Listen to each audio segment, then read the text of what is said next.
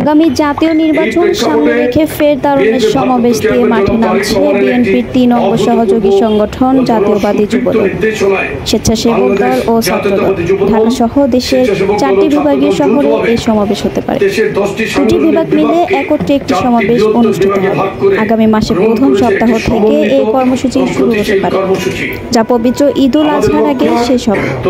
চট্টগ্রাম থেকে এই তারুণ্যের সমাবেশ শুরু হয়ে রাজধানী ঢাকার মধ্য দিয়ে তা শেষ হতে পারে।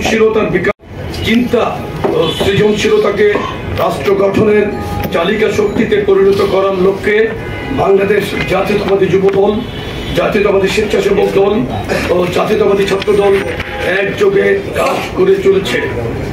আমরা চাই দেশব্যাপী বিস্তৃত সাংগঠনিক কাঠামোকে কাজে লাগিয়ে কোটি কোটি তরুণীর জীবনে আশার আলো জ্বালাতে, যাতে তাদের জীবনের ভাগ্য পরিবর্তন হয়, সমস্যার সমাধান ঘটে এবং ব্যক্তিগত ও পারিবারিক উন্নয়ন ঘটে।